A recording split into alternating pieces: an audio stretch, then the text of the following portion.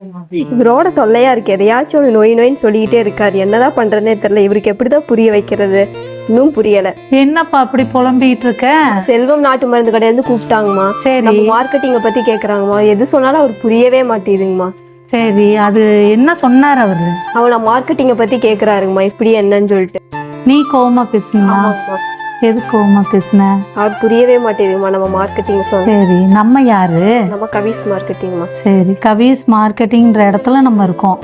அப்ப மார்க்கெட்டிங்கிறது எவ்வளோ பெரிய விஷயம். கடல் மாதிரி.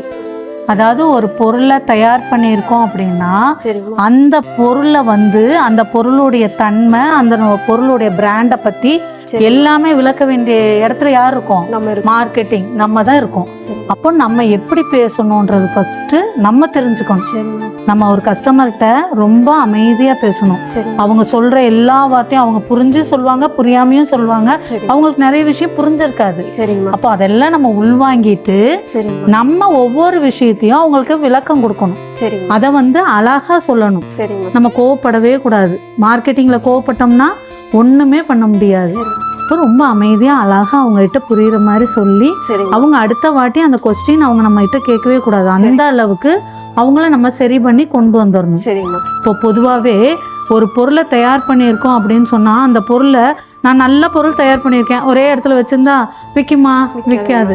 அதை மார்க்கெட்டிங் பண்ணணும். மார்க்கெட்டிங்கிறதே ஒரு பெரிய கலை. அதுல கத்துக்க வேண்டியது பெரிய, அதான் நான் சொன்ன பத்தியா கடல் அளவு இருக்கு. அது மாதிரி அந்த ஒவ்வொரு விஷயத்தையும் நம்ம அந்த பொருளுடைய தன்மை, அது எவ்வளோ ஒரு நல்ல பொருளா இருக்கு அப்படின்றத அந்த கஸ்டமர்கிட்டையும் சரி, ஒரு ரீட்டைலர்ஸா இருந்தாலும் சரி, அவங்க கிட்ட நம்ம அதை பத்தி சொல்லணும். அப்ப அதுதான் நமக்கு வேலையே. அதான் அவங்க கிட்ட புரியுற மாதிரி சொல்லி அழகா பேசணும். நம்ம இப்போ கவிஸ் மார்க்கெட்டிங் அப்படின்னாலே அவங்க மனசுல கவிஸ் மார்க்கெட்டிங்கை அவங்க நல்லா அட்டன் பண்ணுவாங்க, நல்லா சொல்லுவாங்க, அவங்க பொருள் நல்ல தரமா இருக்கும் அப்படின்றத பதிய வைக்கிறது யார் கையில இருக்கு? நம்ம கையில இருக்கு. அப்போ நம்ம அந்த அளவுக்கு அவங்க கிட்ட நம்ம இடத்த பிடிக்கணும். நம்ம பொருள் நம்ம மட்டும்தான் தயார் பண்ணல, நம்ம மட்டும்தான் விற்பனை பண்ணல.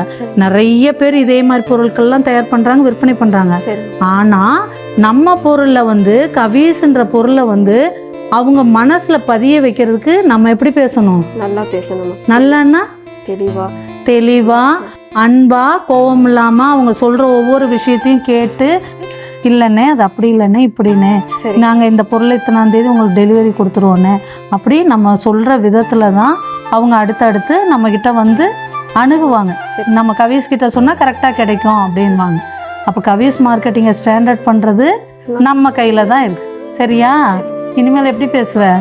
தெளிவாங்கம்மா, அன்பா, ஆதரவாக பேசுகிறேன். ஓகே, பேசு.